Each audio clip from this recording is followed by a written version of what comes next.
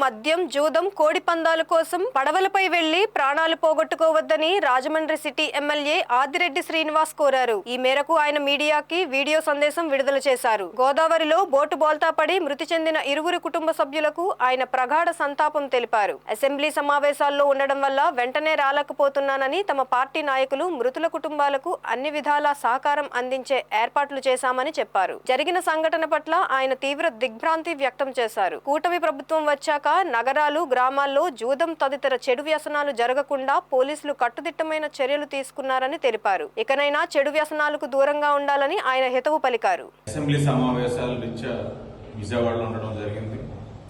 నిన్న రాత్రి ఏదైతే సంఘటన జరిగిందో, ఈ యొక్క మద్యం సేవించడానికి అలాగే ఇతరితర కార్యక్రమాలకి రాజమహేంద్రవరం ఆ ప్రాంతం అలాగే కొవ్వూరు ప్రాంతం నుంచి హ్యావ్లాక్ బ్రిడ్జ్ దగ్గర బ్రిడ్జ్ లంక దగ్గరికి వెళ్ళడం జరిగింది.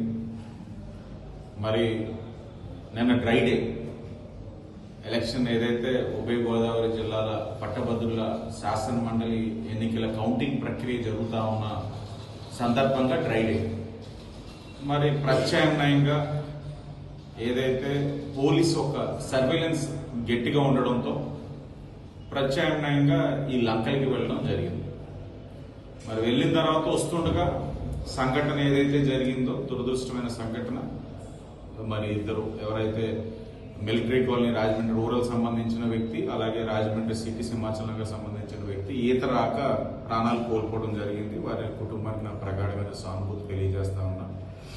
ముఖ్యంగా కూటమి వచ్చిన తర్వాత ఏదైతే ఈ జూదం కానీ లేకపోతే ఇంక ఇతరేతర కార్యక్రమాలు కానీ కఠినంగా వ్యవహరిస్తా ఉన్నాం. డే 1 నుంచి చెప్తా ఉన్నాం. గత 5 సంవత్సరాలు ఏం జరిగిందన్నది అనవసరం. మీరు మానుకోవాల్సిందని చెప్తానే ఉన్నాం. మరి నగరంలో సర్వేలెన్స్ ఎక్కువ ఉండడం వల్ల, పట్టణాల్లో కానీ పల్లెల్లో కానీ పోలీసు వారు సమర్థవంతంగా పనిచేయడం వల్ల వారికి ఆటలు సాగక ప్రత్యామ్నాయ ఏర్పాట్లు చేసుకొని ఆడించేవారు వీళ్ళని ఇలాగా ఆ వ్యసనానికి అలవాటు పడిన వాళ్ళని అడ్వాంటేజ్ తీసుకొని ఇలా లంకలకి తీసుకెళ్లి ఆడించేవన్న చాలా దురదృష్టకరం. ఎస్పీ గారితో మాట్లాడాను. సంఘటన జరిగిన రాత్రి కన్సర్న్ ఏదైతే స్టేషన్ ఇన్స్పెక్టర్ గారితో మాట్లాడాం. ఇప్పటికి 3 ఐడెంటిఫై అయ్యారు ఆడించిన వాళ్ళు. ఆ 3 పైన కూడా కేసులు కట్టించమన్నాం, కఠినంగా చర్యలు తీసుకోమన్నాం. ఇలాంటిది పునరావృతం కాకుండా చూడాలని చెప్పాం. అలాగే విజ్ఞప్తి చేస్తా ఉన్నాం. సరే, మీకు అలవాటు అయింది, మానుకోవచ్చు.